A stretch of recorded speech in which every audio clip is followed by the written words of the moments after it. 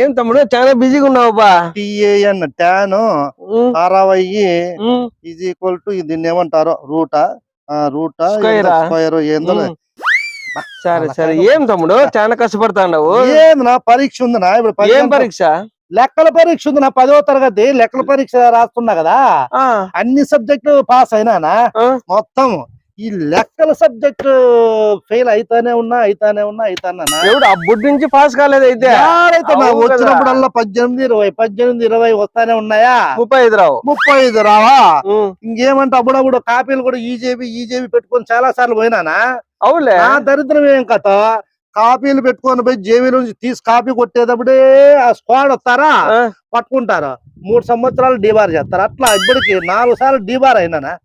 Debar అయినా 4 సార్లు. ఇంకేం చేయాలా? మళ్ళీ ఈసారి రాస్తానా. తమ్ముడు పక్కన పడతారు కదా పిల్లలు, వాళ్ళని అడగకూడదా కాపీలు? అయ్యో వాళ్ళు చూపిస్తారనా అంతా. ఇప్పుడు సెల్ ఫోన్ లో గేములు చూసేవాళ్ళ పిల్లనాయల్లో. అవునవును, వాళ్ళు నన్నే అడుగుతున్నారు అనమాట. అంకుల్ చూపి అంకుల్ లెక్కలు, అంకుల్ చూపి అంకుల్ అంటారు. ఊరికే ఉండప్ప, నిన్న అంకుల్ అని ఏంటికంటారు, తాత అని వింటారు. అయ్యో అంటారు అవన్నీ ఎందుకు కాదునా. ఇంక 2 గంటల ఎగ్జామ్ ఉంది, నన్ను ఇబ్బంది పెట్టద్దు, డిస్టర్బ్ చేయొద్దు. ఈసారి ఖచ్చితంగా నేను 10వ తరగతి పాస్ అయిపోయి అవునా మా నాయనకి ఖచ్చితంగా సర్టిఫికేట్ చూపించి మా నాయన కళ్ళలో ఆనందం చూడాలనుకుంటానా. వినేవాడు ఉంటే మాత్రం ఎన్నో చెప్తారు తమ్ముడు. మీరు మీ నాయన చచ్చిపోయి 5 ఏళ్ళు అయిందప్ప. నాకు తెలుదా? మా నాయన ఎవరు చూపిస్తావు? ఇంకా ఎవరు? మా నాయన చనిపోయిన నాకు తెలుసు. సర్టిఫికెట్ వస్తాను, మా నాయన ఫోటో పెద్దదే ఇట్లా తీసుకొని పోయి 10వ తరగతి పాస్ అయితేనే ఇట్లు చూస్తాం. మా నాయన కళ్ళలో ఆనందం చూస్తాను అనమాట.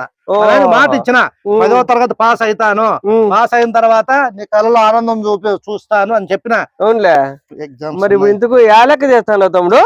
ఏమీ లేదు నా ఎక్స్ విలువ కనుక్కుంటా. అదెందుకు కనుక్కోవాలి? ఎక్స్ విలువ కనుక్కుంటే వై విలువ కనుక్కోవచ్చు అనమాట.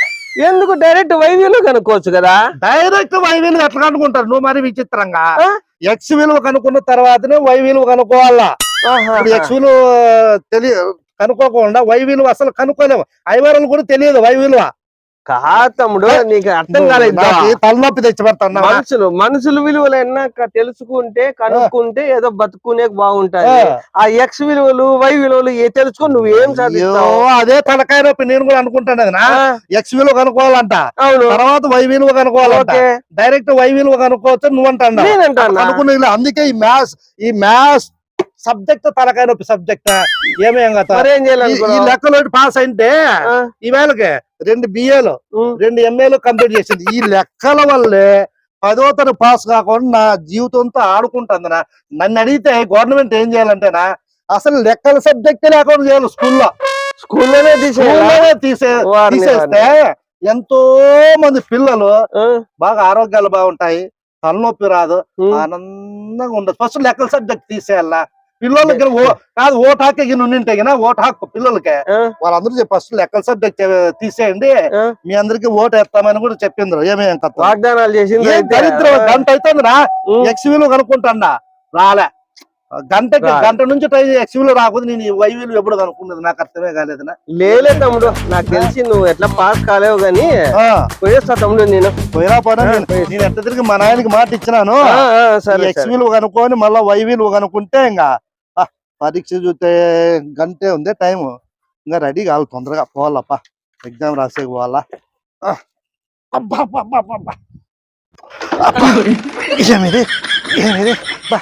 ఏం స్టార్ట్ కాలే, ఏమైంది ఏం కదబ్బా. పరీక్షకి టైం అవుతుంది, ఏం చేయాలబ్బా. ఏమిది స్టార్ట్ కాకుండా ఉంది.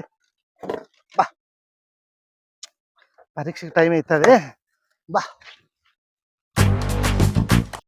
ఎవరు ఆయన అట్లా తన ఉరికెత్తి కూడా వస్తున్నాడు. అట్ట తీసుకున్నాడు. పిల్లోడికేమో కొడుకేమో పాపం పరీక్షలు కదా 10వ క్లాస్. అవునా అట్ట మర్చిపోయాడు కదా పాపం. అదే గస పోసుకుంటూ వస్తాడు పాపము. పరీక్ష టైం అవుతుంది. పరీక్ష తమ్ముడికి రా అన్నయ్యకి అదే సెంటర్ ఏదో అన్నయ్య కొడుకు అదే స్కూల్ చదువుతానంట. ఇన్స్పెక్టర్ రాసుకోనా ఎక్కడ కొడుకు ఎక్కడ చదువుతానా? కొడుకు కాదు, నేనే పరీక్ష రాసే పోతాను లెక్కల పరీక్ష. నేను ఏమే పరీక్ష టైం అవుతుంది నాకు పరీక్ష టైం అవుతుంది చదివి చదివి ఇంత ఇంత నిరుద్యోగ సమస్య అయిపోయింది 50 ఏళ్ళు పైన ఉంటాయి నీకు నువ్వు 10వ క్లాస్ పరీక్ష రాస్తావా ఏం మీకలని 10వ క్లాస్ పరీక్ష రాసి నువ్వు రాయకూడదా నేను 50 ఏళ్ళు పైన అయినాయి మా నాయన మాట ఇచ్చిన రాసుకోపోయి మా ఆయన మాట ఇచ్చిన రాసుకోపోయి మళ్ళీ నన్ను ఎందుకు ఆపినారు మీరు పోతా నీ కొడుకు అనుకోవటమే నీ కొడుకు అనుకొని నువ్వు నిలబెట్టావు. మా నాయన మాట ఇచ్చా 10వ తరగతి పాస్ అయ్యి సర్టిఫికేట్ చూపిస్తారు రారా ఈ వయసులో ఏందినా ఈ వయసులో అయిపోయి ఎగ్జామ్ రాసి ఏం చేశాడంట? నేను కొడుకు అనుకోండి.